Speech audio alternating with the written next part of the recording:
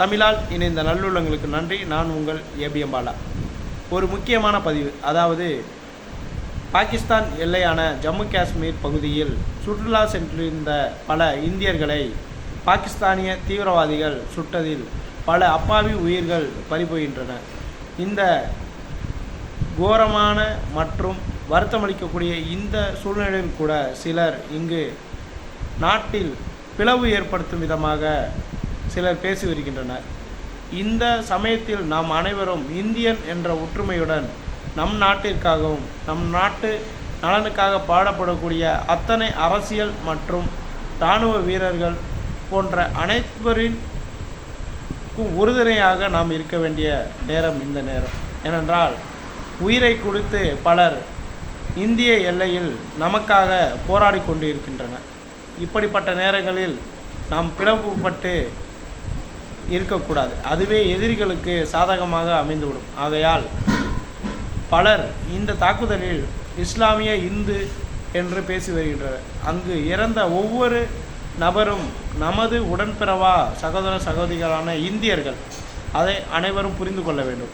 அதாவது மதத்தின் அடிப்படையில் அவர்கள் சுற்றியிருக்கலாம், அல்லது நம்மளை இந்தியன் என்ற ஒற்றுமையின் காரணமாகவும் நம்மளை சுற்றி இருக்கலாம். அது அந்த தீவிரவாதிகளின் உள்நோக்கம் என்னவென்று நாம் அறிய முடியாது. அப்படி இருக்கும் சூழ்நிலையில் இங்கு பல செய்திகள் வருகின்றன. ஹிந்து என்று சொல்லி சுட்டதாக சிலர் கூறுகின்றனர்.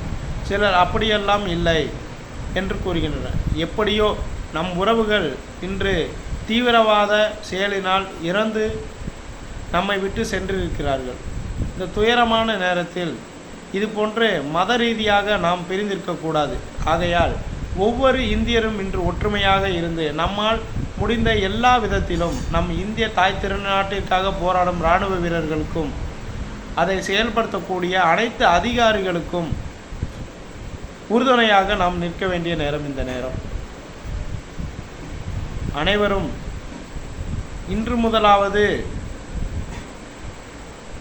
நம் இந்திய நாட்டில் வசிக்கிறோம். ஆகையால் இந்த நாட்டில் உள்ள அனைவரும் ஒன்று என்ற எண்ணத்தில் ஜாதி மத இன பேதமின்றி அனைவரும் ஒன்றுபட்டு இருந்தால் எந்த கொம்மனாலும் நம் நாட்டுக்குள் இது போன்று வந்து அப்பாவி பொதுமக்களை தொட்டுவிட்டு செல்ல முடியாது. நாம் எல்லாரும் இன்று மதத்தாலும் இனத்தாலும் பிரிந்து கிடப்பதனால்தான் அதை பயன்படுத்தி வேறு நாட்டில் உள்ள நபர்கள், நம் நாட்டின் வளர்ச்சி பொறுக்காத நபர்கள் நம் நாட்டுக்குள் ஈஸியாக வந்து இது போன்ற செயல்களை செய்துவிட்டு திரும்புகிறார்கள். ஆகையால் அனைவரும் ஒன்றுபட்டு நாம் இந்தியன் என்ற உணர்வுடன் இருக்க வேண்டும்.